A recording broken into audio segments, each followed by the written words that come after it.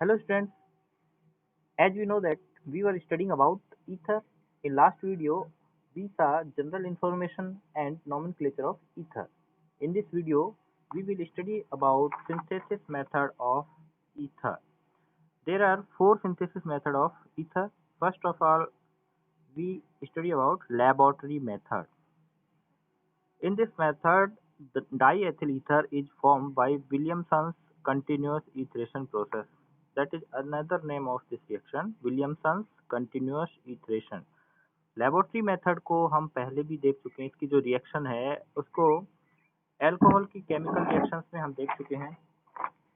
उसमें हमने देखा था कि जब अल्कोहल के रूप में हमने लिया था एथेनॉल की रिएक्शन H2SO4 से करवाते हैं। कंसंट्रेट H2SO4 के साथ एथेनॉल रिएक्ट करके डाईएथिल ईथर का फॉर्मेशन करता है। रिएक्शन आपको रिमाइंड करवाता हूँ। ये है एथेनॉल, कंसंट्रेट H2SO4 की प्रेजेंस में 413 केल्विन टेम्परेचर पे इसको हीट किया जाता है। तो इसके ये है एथेनॉल, इसके 2 मॉलिक्यूल आपस में रिएक्ट करके डाईएथिल ईथर का फॉर्मेशन करते हैं और एक वाटर मॉलिक्यूल यहाँ से रिलीज हो जाता है। ये रिएक्शन देखी थी। और इसी में सेकंड रिएक्शन क्या देखी थी कि अगर टेम्परेचर 433 से 443 केल्विन हो जाता है तो यहाँ से क्या होता है, एल्कीन का फॉर्मेशन होता है, इलिमिनेशन होता है वाटर मॉलिक्यूल का केवल एक ही एथेनॉल के मॉलिक्यूल से। तो ये रिएक्शन हमने देखी थी। टेम्परेचर का मेजर इफेक्ट था। यहाँ भी हम टेम्परेचर का इफेक्ट देखेंगे। सिर्फ इस रिएक्शन की बात हो रही है जिसमें ईथर का फॉर्मेशन होता है। डिटेल स्टडी है आपकी बुक में ईथर के फॉर्मेशन की, लेबोरेटरी मेथड की, लेकिन नोट्स में मैंने एग्जाम के पॉइंट ऑफ व्यू से जो इम्पोर्टेंट पॉइंट थे वही इसमें डाले हैं। फिर भी हम इसकी डिटेल स्टडी यहाँ करेंगे। इसमें देखो, जो रिएक्शन अभी देखी वो 2 स्टेप्स में होती है। फर्स्ट स्टेप में क्या होगा, जो एथेनॉल है पहले कैटालिस्ट H2SO4 कंसंट्रेट H2SO4 के साथ रिएक्शन करता है। टेम्परेचर कम ही रखते हैं। तो पहले ये इसके साथ रिएक्शन करेगा, यहाँ से H प्लस प्रोटॉन रिलीज होगा एसिड से और यहाँ से OH माइनस रिलीज होगा। वो दोनों आपस में रिएक्ट करके क्या बना लेंगे, वाटर मॉलिक्यूल। और जो हमें प्रोडक्ट मिलेगा वो क्या है, एथिल हाइड्रोजन सल्फेट। यानी कि यहाँ क्या बचा, HSO4, वो HSO4 C2H5 के साथ जुड़ जाता है। ये C2H5, ये है HSO4, ये आपस में जुड़ जाते हैं और एक इंटरमीडिएट हमें प्राप्त होता है प्रोडक्ट, वो है एथिल हाइड्रोजन सल्फेट। और ये ethyl hydrogen sulphate second ethanol के मॉलिक्यूल के साथ रिएक्ट करता है। ये एथिल हाइड्रोजन सल्फेट इसके साथ रिएक्ट करेगा। यहाँ से देखिए क्या होगा, अब की बार ये H रिमूव होगा। अब की बार यहाँ से इस एथेनॉल के मॉलिक्यूल से H रिमूव होगा और यहाँ से ये HSO4। तो ये दोनों आपस में जुड़कर क्या बना लेंगे, H2SO4। और ये C2H5O इस C2H5 के साथ जुड़ जाता है। C2H5O इस C2H5 के साथ जुड़ जाता है। तो ये क्या बनता है, डाई एथिल ईथर। और H2SO4 एक कैटालिस्ट की तरह काम कर रहा था। तो कैटालिस्ट अभिक्रिया में भाग तो लेते हैं लेकिन उसमें काम में नहीं आते, जैसे थे वैसे बाहर निकल जाते हैं। तो ये थी इसकी 2 स्टेप रिएक्शन। लेबोरेटरी मेथड है, तो लेबोरेटरी में ये प्रोसेस होती कैसे है वो प्रोसेस भी हमें पता होनी चाहिए। यहाँ डायग्राम जो है लेबोरेटरी मेथड का वो मैंने नोट्स में तो ऐड नहीं किया, लेकिन मैं आपको समझा देता हूँ, आप इसको बुक में देख लेना।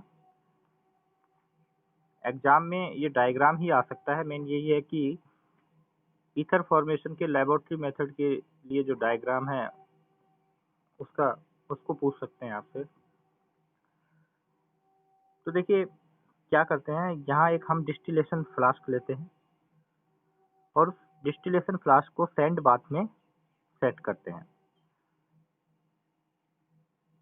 उस डिस्टिलेशन फ्लास्क में एक थर्मोमीटर होता है, एक ड्रॉपिंग फनल होता है और इस डिस्टिलेशन फ्लास्क को जोड़ देते हैं कंडेंसर से। ये कंडेंसर कहाँ खुलता है? रिसीविंग कैप्ट में खुलता है। इस रिसीविंग कैप्ट में ही ईथर का कलेक्शन होगा और ये रिसीविंग कैप्ट भी किसमें रखा रहता है? एक ऐसे पॉट में होता है जिसमें आइस एंड वाटर का मिक्सचर होता है। ठीक है, तो ये थी सेटिंग आपके इंस्ट्रूमेंट की। अब इसमें क्या लेते हैं, देखिए यहाँ जो डिस्टिलेशन फ्लास्क है इसमें हमने रिएजेंट लिए, कौन? एथेनॉल और कंसंट्रेट H2SO4।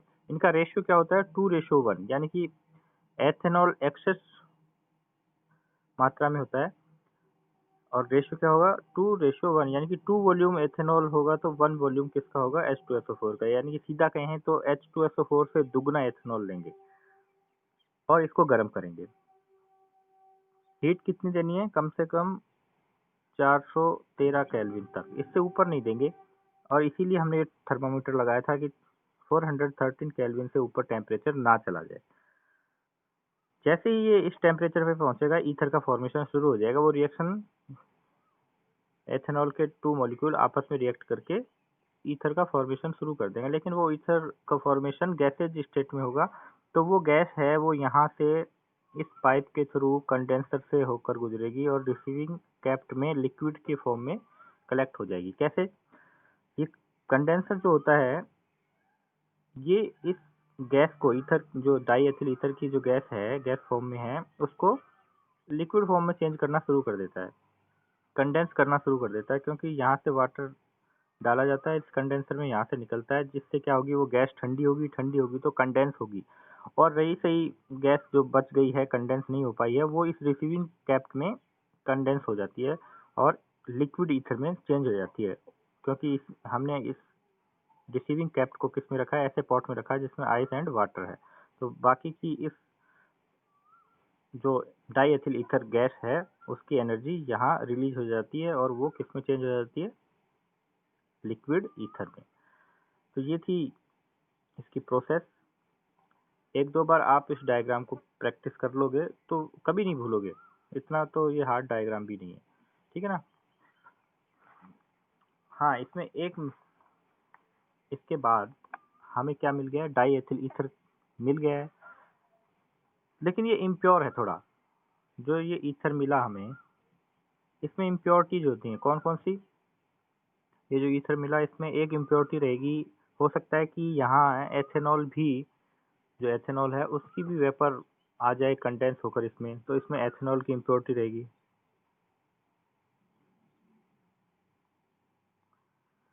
दूसरा, यहाँ जो H2SO4 था वो ऑक्सीडाइज कर रहा था किसको? एथेनॉल को। किसमें? ईथर में। तो खुद ये H2SO4 रिड्यूस हो जाता है किसमें? सल्फर डाइऑक्साइड में। तो SO2 की इम्प्योरिटी रहेगी। थर्ड है, इसमें वाटर की इम्प्योरिटी रहती है। यहाँ से एथेनॉल के साथ जो वाटर था तो उसकी इम्प्योरिटी भी इसमें आ जाती है। या फिर इस जो इंस्ट्रूमेंट है इसमें जो थोड़ी बहुत नमी रह गई थी उसकी इम्प्योरिटी आ जाती है। तो ये 3 तरह की इम्प्योरिटी इस ईथर में होती हैं, एथेनॉल की, सल्फर डाइऑक्साइड की और H2O की। इन इम्प्योरिटीज को दूर करने के लिए हम क्या करते हैं? इस सॉल्यूशन को डाइल्यूट NaOH के साथ रिएक्ट करवाते हैं। डाइल्यूट NaOH थोड़ा सा डालते हैं तो क्या होता है? डाइल्यूट NaOH डालने पर SO2 की जो इम्प्योरिटी है वो रिमूव हो जाती है। कैसे? ये SO2 डाइल्यूट NaOH के साथ रिएक्ट करके एक साल्ट बना देता है, sodium sulphide. Sodium sulphide salt होता है वो, जो भी आपने बीकर लिया उसमें नीचे जमा हो जाता है और ऊपर जो लिक्विड होता है उसको हम बाहर निकाल लेते हैं। अब जो लिक्विड हमें मिला उसमें सिर्फ किसकी इम्प्योरिटी बची? एक तो एथेनॉल की और एक वाटर की। इस इम्प्योरिटी को दूर करने के लिए इसमें कैल्शियम क्लोराइड ऐड करते हैं। जैसे ही कैल्शियम क्लोराइड मिलाएंगे, कैल्शियम क्लोराइड जो होता है एब्जॉर्प्शन कर लेता है किसका? एथेनॉल का, और H2O का एब्जॉर्प्शन कर लेता है और इसके बाद जो हमें ईथर मिलेगा वो बिल्कुल प्योर ईथर मिलेगा। ठीक है, तो ये इसकी ईथर की प्यूरिफिकेशन की मेथड है। कैसे? पहले उसमें NaOH मिलाएंगे, NaOH मिलाने से सल्फर डाइऑक्साइड की इम्प्योरिटी दूर हो जाएगी, और फिर उसमें कैल्शियम क्लोराइड मिलाएंगे। कैल्शियम क्लोराइड मिलाने पर एथेनॉल और H2O की इम्प्योरिटी दूर हो जाएगी और हमें प्योर ईथर प्राप्त हो जाएगा। ठीक है, इसके बाद अगला क्वेश्चन, जो मेन क्वेश्चन इसमें से क्या बनता है, देखिए लेबोरेटरी मेथड में 3 क्वेश्चन बने। एक तो रिएक्शन, सेकंड कम चांस होते हैं लेकिन इसका डायग्राम पूछ सकते हैं, और थर्ड क्वेश्चन क्या बनता है वो मैंने क्वेश्चन की फॉर्म में यहाँ दे रखा है। Why sulphuric acid should be replaced during the laboratory method of ether formation. तो जब हमने रिएक्शंस देखी थी तो हमने क्या देखा है कि H2SO4 का 1 मॉलिक्यूल यहाँ काम में आ रहा है, तो 1 मॉलिक्यूल रिलीज भी हो रहा है, यानी कि इसकी तो कमी हो ही नहीं रही। फिर भी H2SO4 को इस रिएक्शन में रिमूव क्यों किया जाता है, बार बार चेंज क्यों किया जाता है, रिप्लेस क्यों किया जाता है? उसका रीजन, दो तरह के रीजन है। अभी हम देख रहे थे कि ईथर में इम्प्योरिटी आती है किसकी, सल्फर डाइऑक्साइड की। सल्फर डाइऑक्साइड कैसे आया? सल्फर डाइऑक्साइड किससे बनता है? H2SO4 का जब रिडक्शन हो जाता है तो SO2 का फॉर्मेशन होता है, यानी कि कुछ H2SO4 यहाँ पर डिस्ट्रॉय होता है।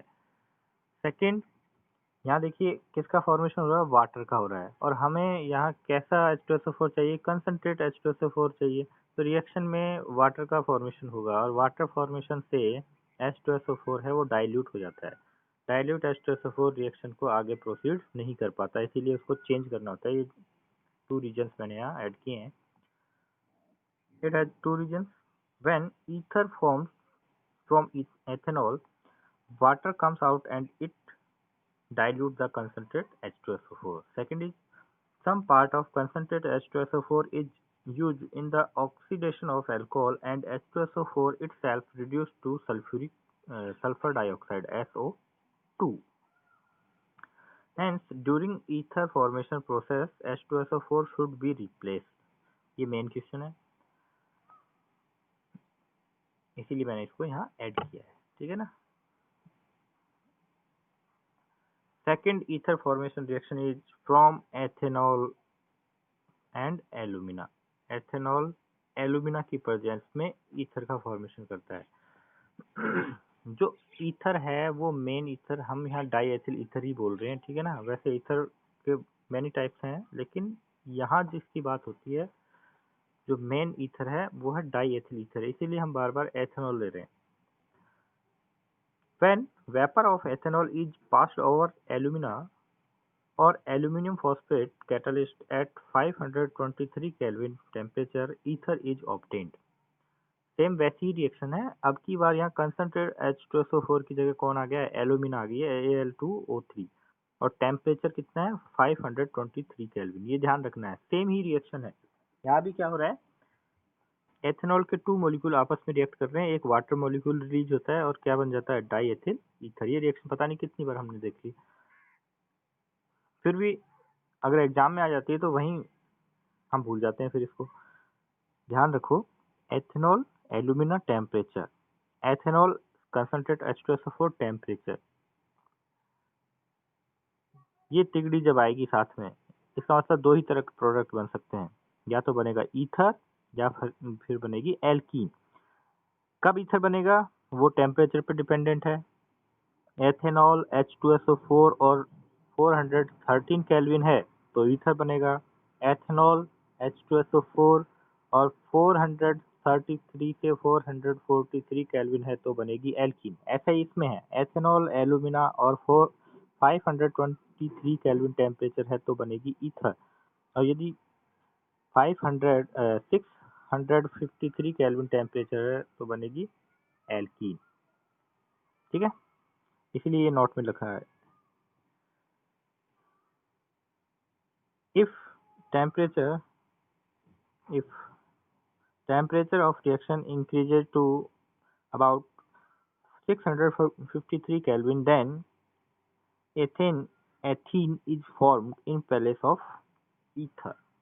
तो यहाँ क्या होगा, टेम्परेचर जब हाई हो जाएगा तो एक ही एथेनॉल के मॉलिक्यूल से वाटर मॉलिक्यूल का एलिमिनेशन होगा। ये ध्यान रखना, 2 मॉलिक्यूल्स आपस में रिएक्ट नहीं करते, एक ही मॉलिक्यूल से एक वाटर मॉलिक्यूल का एलिमिनेशन हो जाता है और क्या बनता है, एल्कीन बनती है। यहाँ पर एथेनॉल लिया है तो कौन सी एल्कीन बनेगी, एथीन। ठीक है, इंपॉर्टेंट रिएक्शन है दोनों ही ईथर फॉर्मेशन की। ज़्यादातर ईथर में से क्वेश्चन यहीं से ही बन जाता है, आगे तो बहुत कम एग्जामिनर जा पाते हैं रिएक्शन बनाने के लिए।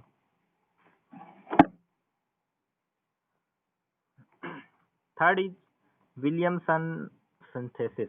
देखिए विलियमसन ही वो रिएक्शन थी, वो है विलियमसन्स कंटिन्यूअस इटरेशन, और ये रिएक्शन क्या है, विलियमसन सिंथेसिस। विलियमसन सिंथेसिस क्या है, ether is formed when alkyl halide is treated with sodium और potassium alkoxide। ये रिएक्शन पहले भी देखी है, एल्किल हैलाइड की केमिकल रिएक्शंस में आई है। RX एल्किल हैलाइड है और ये है सोडियम एल्कोक्साइड। हमने देखा था कि एल्कोहल से जब H निकल जाता है तो एल्कोक्साइड आयन बनता है। अगर यहाँ H होता तो ये होता एल्कोहल, ROH होता, और वहां से H को रिमूव कर दिया है तो ये क्या बना, एल्कोक्साइड है। इस एल्कोक्साइड से यदि Na मेटल एटम आकर जुड़ गया है तो ये क्या कहलाएगा, सोडियम एल्कोक्साइड। ये कॉमन फॉर्मूले हैं दोनों के, यहाँ से Na निकलेगा और यहाँ से X निकलेगा और ये ऑक्सीजन डायरेक्ट उसके साथ जाकर जुड़ जाएगा, किसका फॉर्मेशन हो जाएगा, ईथर का फॉर्मेशन हो जाएगा। एक एग्जाम्पल है, हमने यहाँ लिया है एथिल आयोडाइड, उसकी रिएक्शन किसके साथ करवा रहे हैं, सोडियम एथोक्साइड के साथ करवा रहे हैं। तो यहाँ से Na निकलेगा, यहाँ से I निकलेगा, सोडियम आयोडाइड साल्ट बनेगा, और C2H5O ये C2H5 के साथ अटैच हो जाएगा, किसका फॉर्मेशन होगा, डाई एथिल ईथर का फॉर्मेशन होगा। ये तो देखिए सिंपल ईथर है। अगर हमें इसी रिएक्शन के थ्रू मिक्स्ड ईथर बनानी हो तो उसके लिए हमें कुछ रूल्स देखने होंगे। सबसे पहले हम बात करते हैं कि जो एल्किल हैलाइड है वो कितने टाइप के हैं। शॉर्ट में बात करते हैं, 1 डिग्री एल्किल हैलाइड होते हैं जिनमें हेलोजन एटम उस कार्बन से जुड़ा रहता है जो 1 degree carbon. 2 degree alkyl halide होते हैं, हेलोजन एटम उस कार्बन से जुड़ा होता है जो खुद 2 डिग्री है, और 3 डिग्री में हेलोजन एटम उस कार्बन से जुड़ा रहता है जो 3 डिग्री है। तो ये है 3 डिग्री एल्किल हैलाइड। ऐसे ही एल्कोक्साइड होते हैं 1 डिग्री, 2 डिग्री एंड 3 डिग्री। इसमें क्या होता है कि ये वाला जो ऑक्सीजन है उस कार्बन से जुड़ा रहता है जो खुद 1 डिग्री कार्बन है, तो ये 1 डिग्री एल्कोक्साइड है। 2 डिग्री एल्कोक्साइड क्या होते हैं, जिनमें ये ऑक्सीजन उस कार्बन से जुड़ा रहता है जो कार्बन 2 डिग्री होता है, यानी कि 2 अदर कार्बन से अटैच होता है। 3 डिग्री एल्कोक्साइड में ऑक्सीजन उस कार्बन से अटैच होता है जो खुद भी 3 कार्बन से अटैच होता है। तो 3 डिग्री कार्बन से अटैच होने वाले ऑक्सीजन का एल्कोक्साइड 3 डिग्री एल्कोक्साइड हम कहते हैं। तो देखिए ये तो हमने देख लिए, इसलिए देखे हैं क्योंकि इनका मेजर रोल है आगे। अगर हमें ये इस तरह का मिक्स्ड ईथर का फॉर्मेशन करना है, और कौन सी प्रोसेस के थ्रू, विलियमसन सिंथेसिस से, तो हमें पता है कि विलियमसन सिंथेसिस के लिए 2 रिएजेंट हम काम में लेते हैं। कौन कौन से, एल्किल हैलाइड एंड एल्कोक्साइड। तो देखिए ये ईथर का फॉर्मेशन हो गया और हमें इसके रिएक्टेंट देखने हैं। तो एक होगा एल्किल हैलाइड और एक होगा सोडियम एल्कोक्साइड।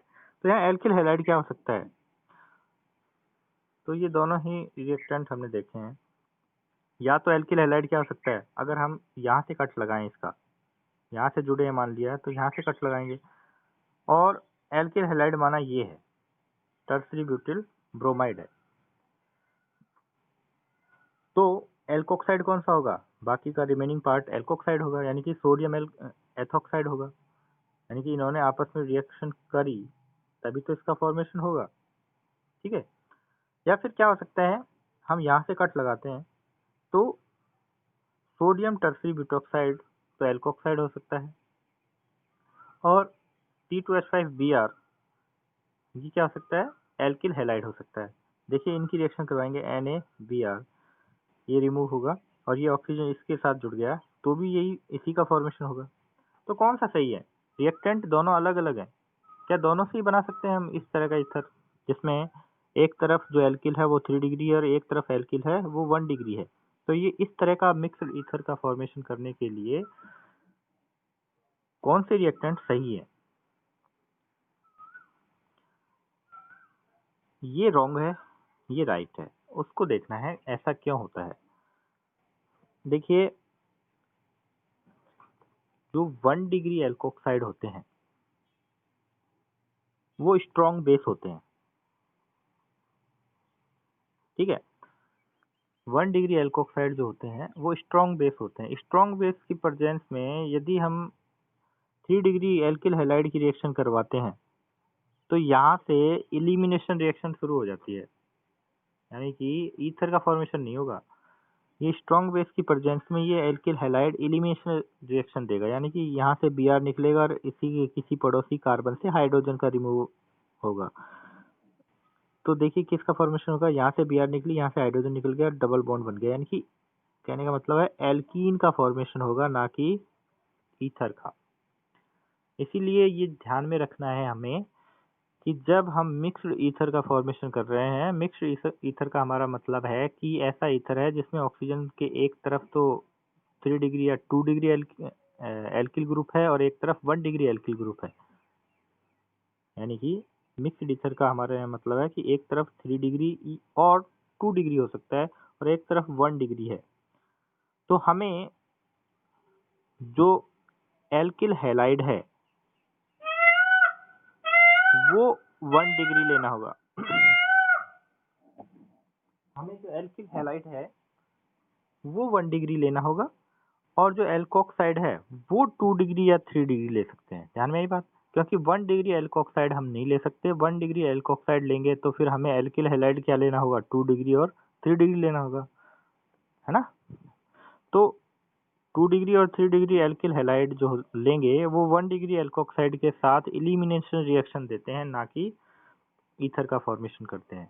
तो इसीलिए इन मिक्स्ड ईथर फॉर्मेशन में ये ध्यान रखना है कि हमें एल्कोक्साइड तो लेना होगा 2 डिग्री और 3 डिग्री और एल्किल हैलाइड लेंगे 1 डिग्री।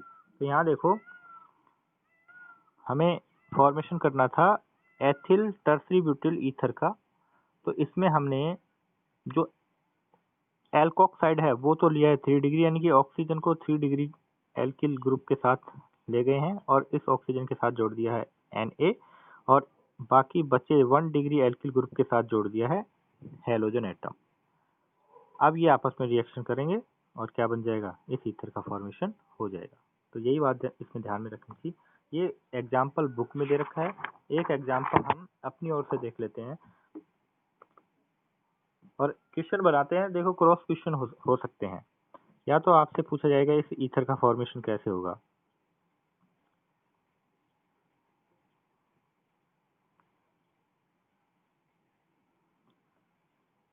रिएक्टेंट क्या क्या होंगे, ये ईथर है, इसके लिए रिएक्टेंट क्या क्या होंगे। तो अभी हमने देखा है कि इसमें एक एल्किल ग्रुप है 2 डिग्री और एक एल्किल ग्रुप है 1 डिग्री, है ना। ये इसका नेम क्या है, इस ईथर का नेम क्या है, प्रोपिल आइसोप्रोपिल ईथर, ठीक है। तो इसमें रिएक्टेंट क्या क्या होंगे, एक एल्किल हैलाइड बनाना है और एक हमें क्या बनाना है, एल्कोक्साइड बनाना है। 2 डिग्री का तो क्या बनेगा, एल्कोक्साइड बनेगा और 1 डिग्री का क्या बनेगा, एल्किल हैलाइड बनेगा। यही हमने कहा है, क्योंकि हम 1 डिग्री का एल्कोक्साइड नहीं बना सकते। अगर 2 डिग्री और 1 डिग्री का कॉम्बिनेशन है तो 2 डिग्री का बनाएंगे एल्किल हैलाइड एल्कोक्साइड और 1 डिग्री का क्या बनाएंगे, एल्किल हैलाइड। तो सीधा सा ही आंसर आ गया। बस जो इसकी टर्म है वो ध्यान में रखो, इसका बना देंगे एल्किल हैलाइड, कोई भी अपनी मर्जी से ले सकते हैं जब हमें रिएक्टेंट ही पूछे, और इसका बना देंगे इस यहाँ से ये बॉन्ड ब्रेक किया, इसके साथ Br जोड़ दिया और इसके साथ क्या जोड़ देंगे, Na। Br Cl कुछ भी जोड़ सकते हैं, I जो भी है, बड़ा ही ईजी है फिर बनाना। तो ये रिएक्टेंट हो गए, इन्होंने आपस में रिएक्शन करी तो इस ईथर का फॉर्मेशन हो गया, ठीक है। या फिर इस तरह से क्वेश्चन आ सकता है, आपको रिएक्टेंट दे दिए, पूछेगा प्रोडक्ट क्या बनेगा, ठीक है। तो आप देखो यहाँ पर एल्किल ब्रोमाइड है 1 डिग्री है और एल्कोक्साइड 2 डिग्री है, तो पता है ईथर ही बनेगा। लेकिन अगर ये क्वेश्चन इस तरह से आ गया, CH3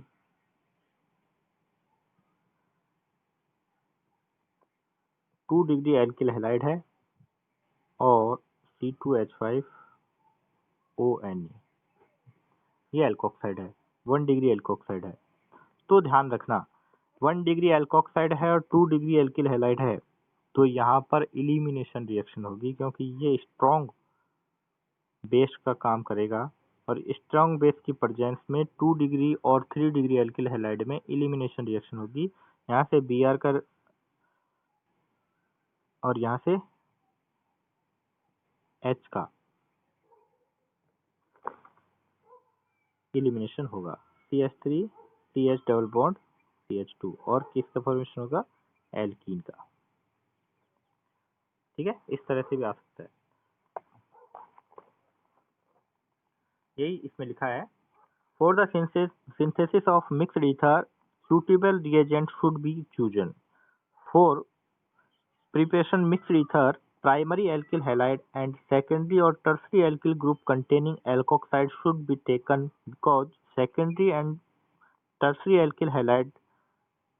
alkyl halide undergoes elimination reactions in presence of strong base। strong base का मतलब है 1 डिग्री alkoxide से हम कह रहे हैं, and form alkene as major product। Example जो अभी मैंने समझाया कि आपको to prepare ethyl tertiary butyl ether we should take ethyl bromide and sodium tertiary butoxide। और उसका रीजन भी दे रखा है, if tertiary butyl bromide and sodium ethoxide is used, then in the presence of strong base sodium ethoxide, tertiary butyl bromide undergoes elimination reaction to form 2-methyl propene। अगर हमने ये ले लिया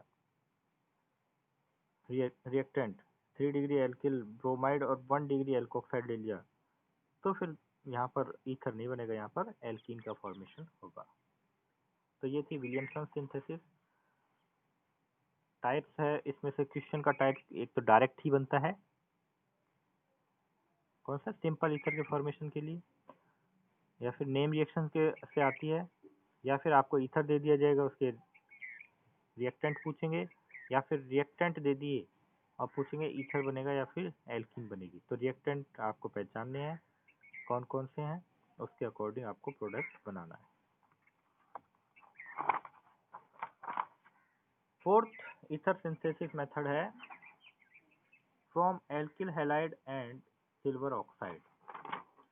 ethyl iodide heated with silver oxide to form ether. Simple सी reaction है, यह है Ag2O, 2 molecule of ethyl iodide react with 1 molecule of Ag2O and we get diethyl ether. That is synthesis method of ether.